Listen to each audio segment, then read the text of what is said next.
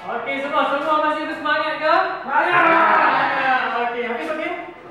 Okey, sebelum cikgu nak mulakan pembelajaran kita, cikgu nak remind balik apa yang kita buat masa awal tadi. Kita nak belajar apa tentang hari ini?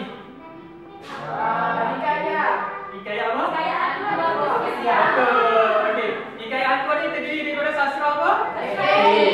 Betul. Okey, kita akan mula pembelajaran kita pada hari ini. Okey, cikgu ada bagi kertas tadi, cikgu nak semua ambil note ah. Kita pergi pada aktiviti yang pertama. Kita akan tengok video. Ini cikgu buat sendiri, suara cikgu. Assalamualaikum dan selamat sejahtera semua. Saya Muhammad Rizal Fahmi bin. Saya ingin menceritakan sebuah kisah sastra epik yang sangat menarik. Kisah apa ya?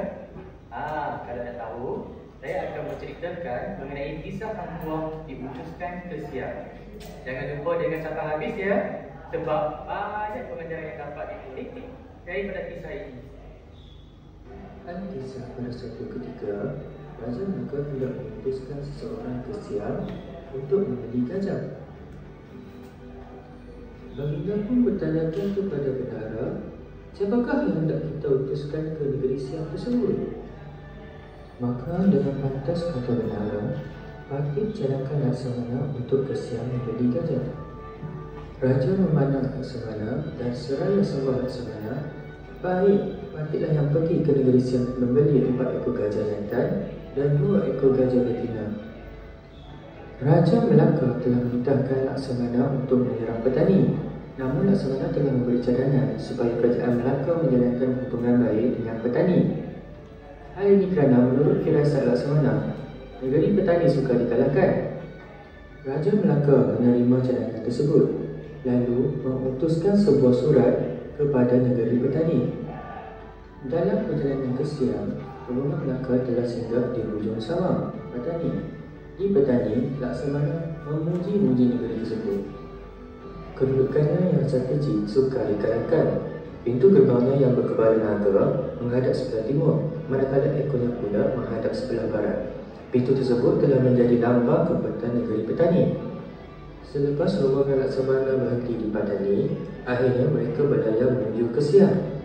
Setelah tiba di Siam, rombongan Melaka disambut dengan penuh adat kebesaran kerajaan Siam oleh Oya Baginda.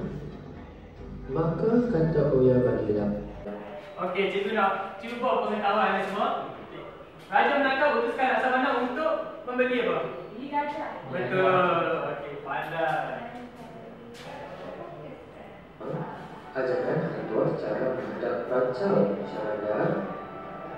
Dengan itu, Syarada Siam pun menerangkan cara-cara dan budaya menghadap Raja Siam, iaitu rancau. Syarada berkata, jikalau hendak masuk, hanya seorang diri dan tidak boleh membawa budak-budak ketika di hadapan raja. Laksamana juga perlu merangkak sambil menyembah. Walau bagaimanapun, Laksamana Antuan tidak dapat menilaikan perkataan tersebut dan memberitahu Syarada bahawa dia mempunyai penyakit dan tidak boleh merangkak. Oya Baginda pun berjumpa dengan raja dan memberitahu penyakit yang dihadapi oleh Laksamana. Maka titah rancau, berjalanlah Laksamana dengan keris seperti adat Raja Melaka. Laksamana pun masuk menghadap rancau dan menyampaikan utusan Raja Melaka untuk membeli gajah kepada rancau. Rancau sangat gembira dan bersetuju menjualkan gajah yang diinginkan oleh Raja Melaka. Maka titah rancau, hai Oya Baginda, panggilkan Cincu datang kemari menghadap peta. Cincu pun datanglah dengan rakan-rakannya, 7 orang kesemuanya. Maka titah rancau, peta mahu Cincu bermain pedang dengan Laksamana sebagai pertunjukan. Pendekar Jepun itu begitu belagak sekali kerana merendahkan Laksamana, lalu menghunuskan senjatanya sambil ketawa. Mari kita bertarung, Laksamana. Kita lihat siapa yang paling kuat antara kita. Laksamana yang begitu marah dengan Cincu dengan cepatnya mengambil keris dan perisai keluar, lalu terus melompat turun dari balerong tanpa berfikir panjang. Kedua-dua mereka mula bertarung di hadapan peracau. Mereka mula menunjukkan kekuatan masing-masing.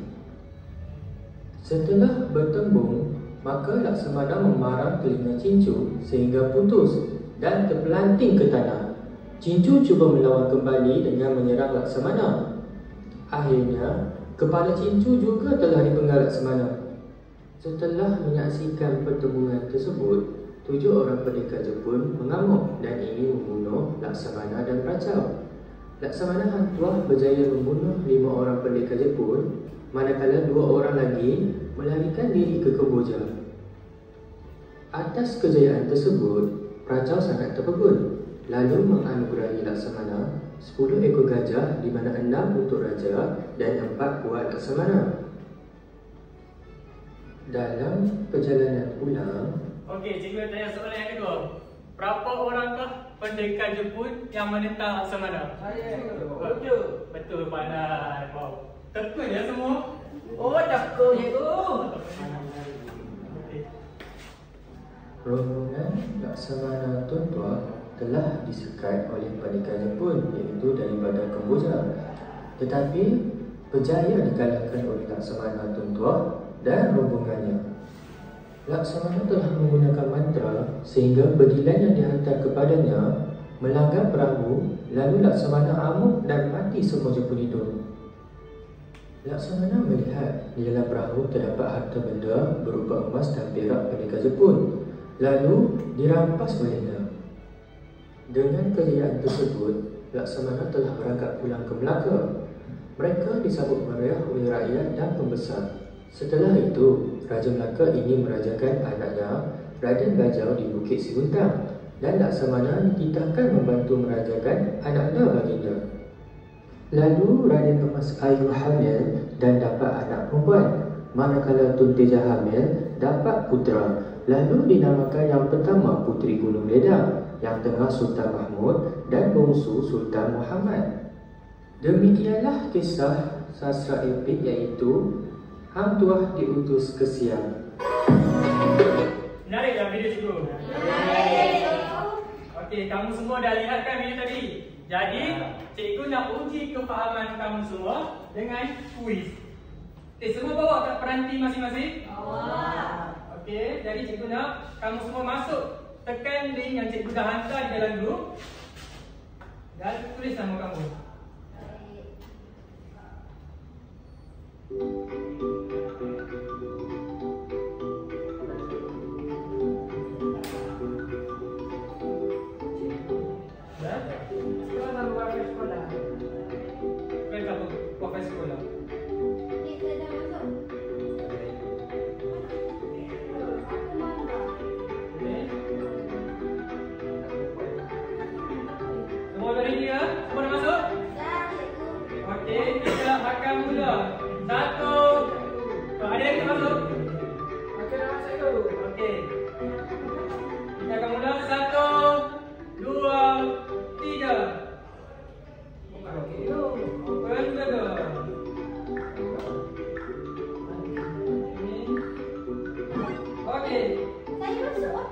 Cari buku dan jawab soalan.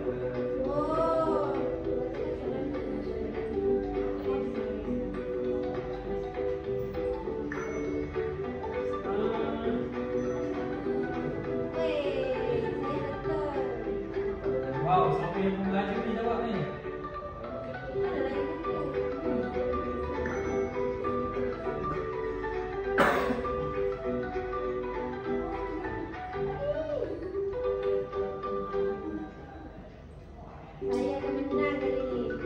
Siapa yang akan dapat hampa yang pertama? Siapa yang bagus tadi?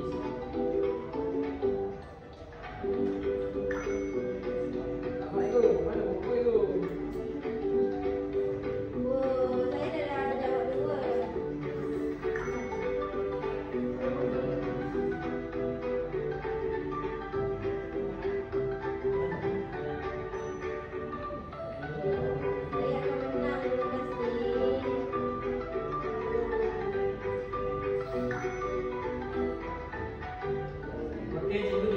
bagi soalan. Sekejap. Berapa sama cikgu? Nampaknya cikgu yang depan pertama. Jangan. Cikgu mana? Mana kamu semua? Satu je cikgu. Cikgu mana dia orang itu? Boleh. Kenapa pula tak boleh? Jadi siapa yang dapat tempat yang kedua? Orang tak jumpa waktu.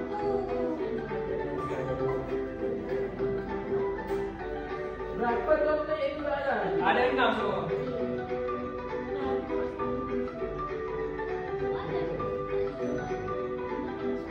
Ada lagi dah soalan. Soalan yang senang je. Ikut je arrow yang dia bagi tu. Ada panah yang dia bagi tu. Okey. Nasihat itu. Wow, siapa orang best tu?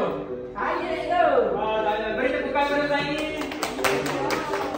Kita tengok yang seterusnya siapa? Saya siap. Terima kasih ya. Dua salah. Okey. Ui, siapa tu? Dia dapat ting tu. Kenapa cikgu? Anda juga lah, mana boleh? Cikgu saya dah siap. Dah siap. Tunggu gerak-gerak pula. Siap. Tapi salah satu. Tu mamba.